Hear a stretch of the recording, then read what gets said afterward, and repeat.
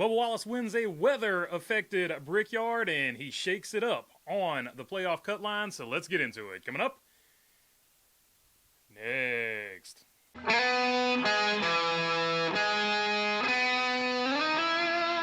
What's going on, everybody? Hope you're doing good today. And what is by far the biggest win in his, I think, 8-year so far career?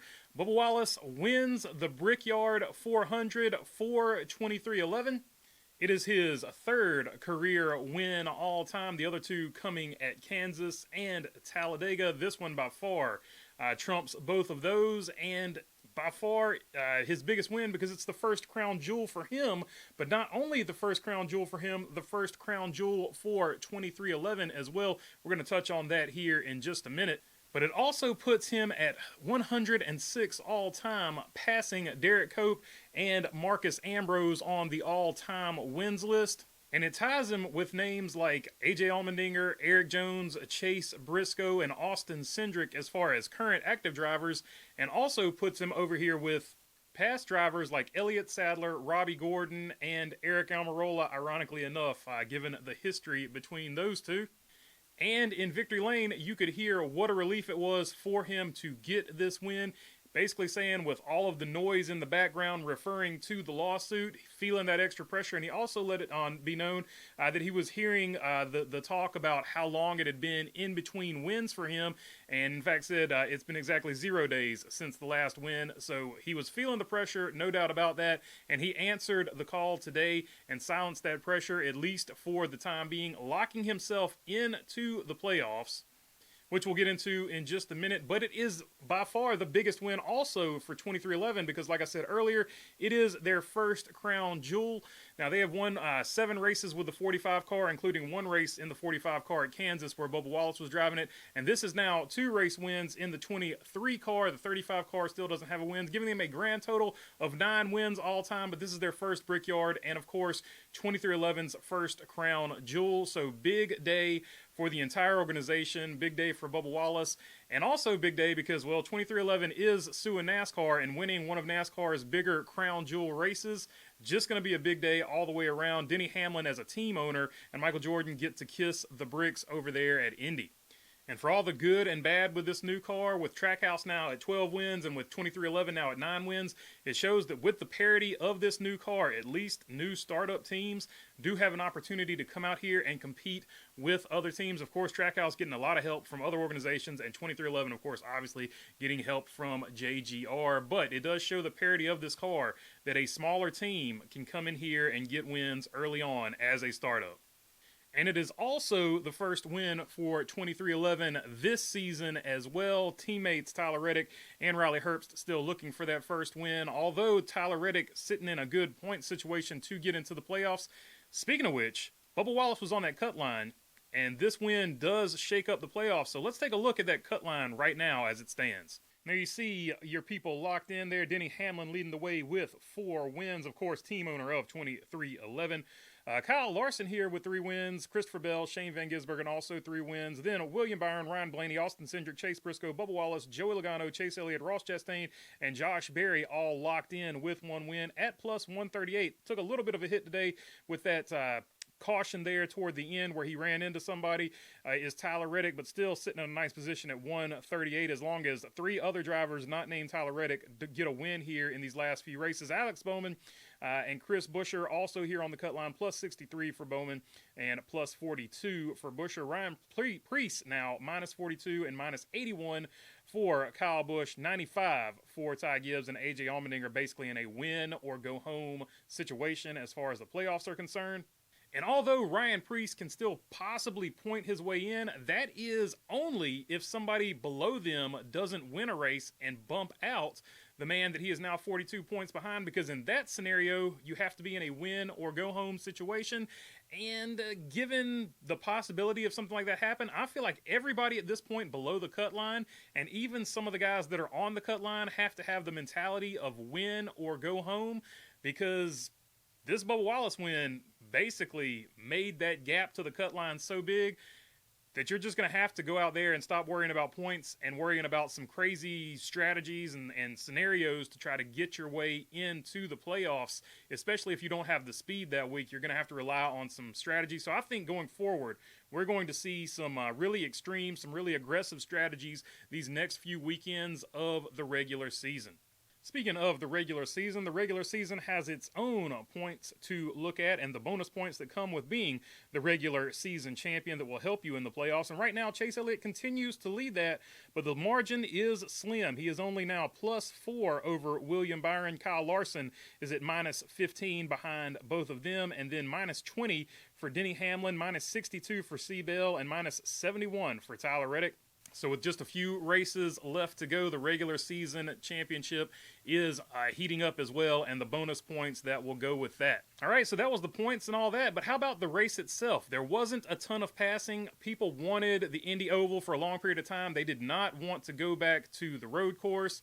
But even with the oval, the attendance looked very sparse in the stands there. It didn't seem like a lot of people were interested. I'm going to be really intrigued to see the viewership numbers and things like that of the oval compared to the last few races on the road course before they switched to the oval last year and then the oval again this year. But did not sell it out. That is for darn sure. I would love to see the ratings, but really looked like a sparse crowd there. And the race itself, well, that's part of the reason it's not sold out.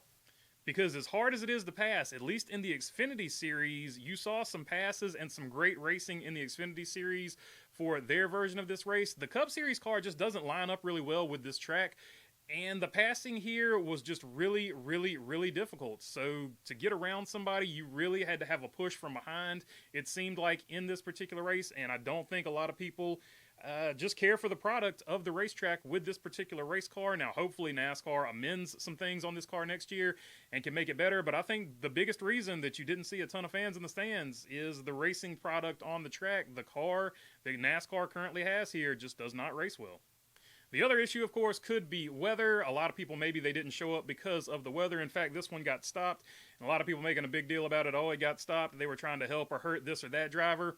You're pretty much going to get that whenever a driver that is controversial, i.e. Denny Hamlin, Joey Logano, Bubba Wallace, any of those type of drivers win a race. You're always going to have people saying, like, oh, NASCAR was trying to help them out. But the counterpoint to that, of course, would be, would NASCAR really try to help out the team 2311 when they're currently in litigation against 2311? So you saw both of that on social media, both sides of that. So at the end of the day, somebody's driver won, somebody's driver didn't win. It's NASCAR. People are going to argue about it, right? Despite the lack of passing and the wild cautions and stuff that came because of the rain, it ended up at the end of the day with the Bubba Wallace win, of course, as mentioned earlier. Kyle Larson finishing in second, getting some more points to that regular season championship, trying to make the march back to the lead there with his other two teammates in front of him. Denny Hamlin also having a good day. Despite missing the Mexico race, Denny Hamlin is also in that regular season playoff championship hunt as well, so climbing his way with that nice third place finish. Ryan Preece doing what he had to do, getting as many points as he can get, but he's still 42 to the cut line here. Nice fourth place finish there, doing what he needs to do. And how about Brad Keselowski here? With a nice fifth place finish, one of the better running Fords all day. And Brad Keselowski, as bad as his first half of the season is, Brad Keselowski is really starting to look good the second half of the season. He's going to need a win to get into the playoffs, but we still should acknowledge the improvement from the beginning of the season to now where Brad Keselowski is at. RFK seems to be humming on all cylinders right now. Todd Gilliland also with a great finish, another Ford driver there in the 6th position. Ryan Blaney in 7th, Christopher Bell in 8th, and Alex Bowman 9th, Carson Hocevar in 10th place. And finally, Spire seals the deal. Carson Hocevar had speed there. He finishes in the 10th place. Good finish for him. One of the rare times where he's had speed and finished the race for Spire. So as long as they keep doing that, I think you'll see the full potential of Spire and Carson Hocevar going forward if they can keep it up. And also, Todd Gilliland finishes the race here. He's got this track figured out better than I think any other track on the circuit for him. This seems to be one of his stronger tracks and some much needed momentum for Front Row Motorsports, who, much like Spire, has had a lot of trouble finishing some of these races this year. Rest of your top 15, good finish here for Justin Haley, another Aspire team member. John Hunter Nemechek with a good finish for Legacy. They continue their strong rebound from last season. Chase Elliott in the 13th position, Chris Buescher in 14th, and Austin Cindric in 15th. Oh, what might have been if he hadn't had that tire trouble. In fact, you can say the same thing for his teammate Joey Logano. So speaking of which, let's take a look at the bad race here. And we'll start with Ty Dillon here, finishing in the 28th position. He loses out to Ty Gibbs, who finished in 21st. And there you go, your in-season brackets, underdog, Cinderella story, whatever you want to call it, ends right here. The championship, or the $1 million, I should say, goes to Ty Gibbs in the bracket challenge. And of course, that money goes to the team, as it was mentioned earlier in the week. It does not go directly to the driver, as a lot of people thought it would, which kind of takes a little bit away from the bracket challenge. But that being said, it was a cool move at the end of the race, because Ty Gibbs said $10,000 is going to be donated to a charity of Ty Dillon's choice for making that run in the bracket challenge, which I thought was a really cool move. And just taking a portion of it and giving it to a charity, and the rest of it going to the team, of course, to be dispersed that way, was a really cool move. And that is also the reason for the 10K. Everyone's like, oh, he's only spending 10K and he got $1 million, but the rest of the $1 million is split up amongst the team itself. So cool move by Ty Gibbs after the race to donate that money in Ty Dillon's name for sure. But back to bad race. Eric Jones here in the 36th position. He had speed all day. Unfortunately, didn't get the finish for it. Had a loose lug nut, and that sawed the tire off, or sawed the rim in half, and that was the end of his day, end of his competitive day, at least, which is unfortunate because he was really in the mix for this thing. Would have had a nice top 5 finish, I think.